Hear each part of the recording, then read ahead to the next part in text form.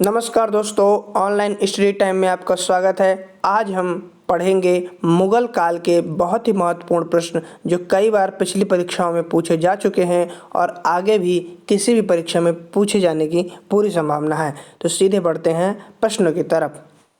प्रश्न है, 1526 ईस्वी में बाबर ने किस वंश के शासक को परास्त कर मुगल साम्राज्य की नींव डाली थी?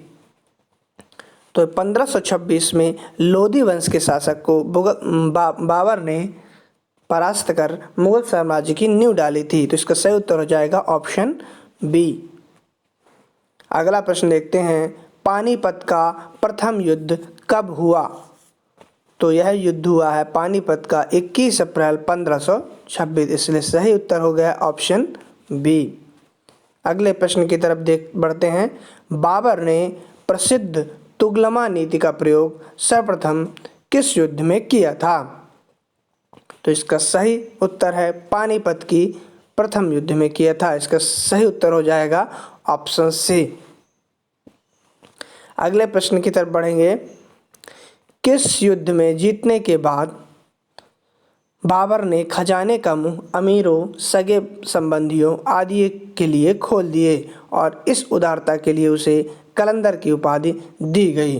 तो यह इसका सही उत्तर हो जाएगा पानीपत के प्रथम युद्ध 1526 में बाबर ने खजाने का मुंह खोल दिया और उसे कलंदर की उपाधि दी गई। अगले प्रश्न की तरफ बढ़ते हैं। भारत में ग्रैंड ट्रंक रोड की किसने बनवाया था? तो भारत में ग्रैंड ट्रंक रोड बनवाया था शेरशाह सूरी ने। इसका सही उत्तर हो जाएगा ऑप्शन बी। अगले प्रश्न की तरफ बढ़ेंगे। गुजरात विजय की यादगार में अकबर ने किसका निर्माण कराया था? तो गुजरात विजय की यादगार में अकबर ने बुलंद दरवाजे का निर्माण कराया था। इसका सही उत्तर हो जाएगा ऑप्शन बी। अगले प्रश्न की तरफ बढ़ेंगे। आईने अकबरी एक महान ऐतिहासिक कृति निम्नलिखित में से किसके द्वारा लिखी गई? तो आईने अकबरी लिखी गई अबुल फजल के द्वारा। इसका सही उत्तर हो जाएगा ऑप्शन ए। अगले प्रश्न की तरफ बढ़ेंगे। पानीपत की दूसरी लड़ाई 5 अप्रैल 1556 निम्नलिखित में से किसके बीच हुई थी? तो यह पानीपत की दूसरी लड़ाई, पानीपत का दूसरा युद्ध अकबर और हेमू के बीच में हुआ था। यह 5 अप्रैल 1556 में हुआ था। इसका सही उत्तर हो जाएगा ऑप्शन ए। 9वां प्रश्न देखते हैं। दीन इलाही नामक नया धर्म किसके द्वारा शुरू किया गया था? तो यह अकबर के द्वारा शुरू किया गया था। इसका सही उत्तर हो जाएगा ऑप्शन सी, अकबर। प्रसिद्ध मुस्लिम शासिका चांद बीबी जिसने बरार को अकबर को सौंपा निम्नलिखित में से किस राज्य से संबंधित थी? तो चांद बीबी संबंधित थी अहमदनगर से, इसलिए इसका सही उत्तर हो जाएगा अहमदनगर, ऑप्शन सी। अगला प्रश्न। मुगल प्रशासन व्यवस्था में मनसबदारी प्रणाली को किसने प्रारंभ किया? तो मनसबदारी को प्रारंभ किया अकबर ने। इसका सही उत्तर हो जाएगा ऑप्शन बी, अकबर।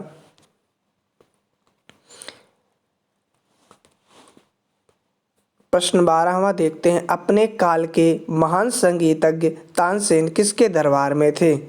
तो ये अकबर के दरबार में थे। इसके सही उत्तर ऑप्शन बी हो जाएगा, तानसेन अकबर के दरबार में थे।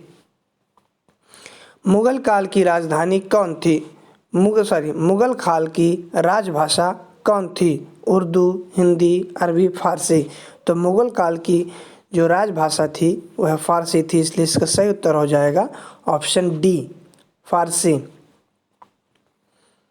अगला प्रश्न। सती प्रथा की भर्त्सना करने वाला मुगल सम्राट कौन था? तो जो सती प्रथा की भर्त्सना करने वाला मुगल सम्राट अकबर था। इसका सही उत्तर हो जाएगा ऑप्शन सी।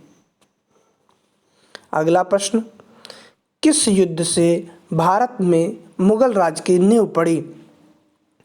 तो पानीपत का प्रथम युद्ध में 1526 में मुगल साम्राज्य की भारत में नींव पड़ी, इसलिए इसका सही उत्तर है ऑप्शन सी। मुगल चित्रकारी ने किसके शासनकाल में पराकाष्ठा चरमोत्कर्ष प्राप्त किया? तो चित्रकारी के लिए प्रसिद्ध है जहांगीर का शासनकाल, इसलिए इसका सही उत्तर हो जाएगा ऑप्शन सी, जहांगीर। अगला प्रश्न देखते हैं, किस मुगल शासक ने भारत की वनस्पतियों और प्राणी जगत, ऋतुओं और फलों का विशद वर्णन अपनी डायरी में दिया है? तो इसका सही उत्तर है बाबर। बाबर ने भारत की प्राकृतिक वनस्पतियों और प्राणी जगत, ऋतुओं और फलों का विशद वर्णन अपनी दैनंदिनी में दिया है। इसका सही उत्तर है ऑप्शन सी, बाबर। निम्नलिखित में से किसने अकबर की जीवन कथा लिखी? तो अबुल फजल ने अकबर की जीवन कथा लिखी थी, इसलिए सही उत्तर है ऑप्शन ए, अबुल फजल ने अकबर की जीवन कथा लिखी। शेरशाह की महानता का द्योतक है? तो यह प्रशासनिक सुधार के लिए शेरशाह जाना जाता है, इसलिए इसका सही उत्तर हो जाएगा ऑप्शन सी, प्रशासनिक सुधार शेरशाह की महानता का द्योतक है। हुमायूंनामा किसने लिखी? तो हुमायूंनामा लिखी गुलबदन बेगम ने, इसलिए इसका सही उत्तर है ऑप्शन ए, हुमायूंनामा गुलबदन बेगम ने लिखी। अकबर के शासनकाल में महाभारत का फारसी भाषा में अनुवाद किया गया था, वह किस नाम से जाना जाता है? तो महाभारत जाना जाता है रज्मनामा के नाम से। इसे कहा जाता है रज्मनामा। रज्मनामा का अर्थ है युद्धों की पुस्तक, इसलिए सही उत्तर हो जाएगा ऑप्शन बी। महाभारत का फारसी भाषा में जो अनुवाद हुआ वह रज्मनामा नाम से जाना गया। अगला प्रश्न, किस मुगल सम्राट ने सैयद भाइयों को गिराया? तो मोहम्मद शाह ने सैयद भाइयों को गिराया, इसका सही उत्तर हो जाएगा ऑप्शन डी। अगला प्रश्न, निम्नलिखित में से कौन अंतिम मुगल सम्राट थे? तो अंतिम मुगल सम्राट थे बहादुर शाह द्वितीय, इन्हें बहादुर शाह जफर भी कहा जाता है, इसलिए इसका सही उत्तर है ऑप्शन सी, अंतिम मुगल सम्राट बहादुर शाह द्वितीय थे। अगला प्रश्न, अकबर के शासनकाल में भू राजस्व सुधारों के लिए कौन उत्तरदायी था? तो भू राजस्व सुधारों के लिए उत्तरदायी थे टोडरमल, इसलिए सही उत्तर ऑप्शन बी हो जाएगा, टोडरमल। अगला प्रश्न देखते हैं, अकबर द्वारा बनवाए गए उपासना भवन पूजा गृह का क्या नाम था? तो यह अकबर द्वारा बनाए गए उपासना भवन का नाम था दीवान-ए-आम, इसलिए सही उत्तर ऑप्शन बी हो जाएगा। अगला प्रश्न देखते हैं, सुप्रसिद्ध संगीतज्ञ द्वय तानसेन और बैजू बावरा किसके शासनकाल में सुविख्यात थे? तो बैजू बावरा और तानसेन ये अकबर के शासनकाल में सुविख्यात थे, इसलिए सही उत्तर है option B, option C, Akbar. अगला प्रश्न देखते हैं, रामचरितमानस के लेखक तुलसीदास किसके शासनकाल से संबंधित थे? तो यह अकबर के शासनकाल से संबंधित है, इसलिए सही उत्तर है ऑप्शन डी, रामचरितमानस के लेखक तुलसीदास अकबर के काल से संबंधित थे।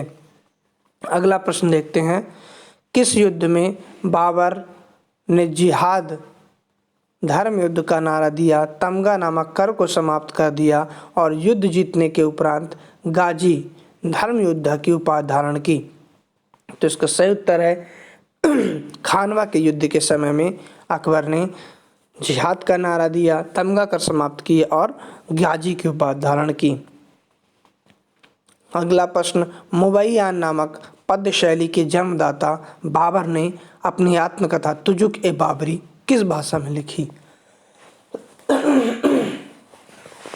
तो यह लिखी थी उर्दू भाषा में। मुबैयान नामक पद्य शैली के जन्मदाता बाबर ने अपनी आत्मकथा तुजुक ए बाबरी तुर्की भाषा में लिखी थी। अगला प्रश्न देखते हैं, बाबर मूल रूप से कहाँ का शासक था? तो बाबर मूल रूप से फरगना का शासक था। सही उत्तर है ऑप्शन ए। अगला प्रश्न देखते हैं 31वां प्रश्न। बाबर को भारत पर आक्रमण करने के लिए आमंत्रित करने वालों में कौन शामिल नहीं था? तो चंदेरी का मेदिनी राय शासक यह आक्रमण करने वालों में शामिल नहीं था। बाकी ये 3 ऑप्शन जो हैं ये बाबर को आक्रमण करने के लिए आमंत्रित करने में शामिल हैं। अगला प्रश्न देखते हैं 32वां प्रश्न। मुगल साम्राज्य के दृढ़ीकरण के दृष्टिकोण से सबसे निर्णायक युद्ध कौन सा था? तो यह खानवा का युद्ध मुगल साम्राज्य खानवा का युद्ध था। मुगल साम्राज्य के दृढ़ीकरण के दृष्टिकोण में सबसे निर्णायक युद्ध खानवा का युद्ध था, जो राणा सागा और बाबर के मध्य लड़ा गया था। इसलिए सही उत्तर ऑप्शन बी, खानवा का युद्ध। 33वां प्रश्न देखते हैं। किसने मुगल साम्राज्य की राजधानी आगरा से दिल्ली स्थानांतरित की? तो इसका सही उत्तर है शाहजहां ने आगरा से दिल्ली स्थानांतरित की थी मुगल साम्राज्य की राजधानी। अकबर के युवावस्था में उसका संरक्षक था। तो अकबर के युवावस्था में उसका संरक्षक था बैरम खां। इसका सही उत्तर है ऑप्शन डी, बैरम खां। अगला प्रश्न और अंतिम प्रश्न देखते हैं। निम्नलिखित में से किस स्थान पर नादिर शाह ने चढ़ाई नहीं की थी? तो कन्नौज, करनाल और दिल्ली यहाँ चढ़ाई की थी, जबकि कन्नौज में, लाहौर, करनाल और दिल्ली में चढ़ाई की थी और कन्नौज में चढ़ाई नहीं की थी नादिर शाह ने। तो इसका सही उत्तर है ऑप्शन डी, कन्नौज। तो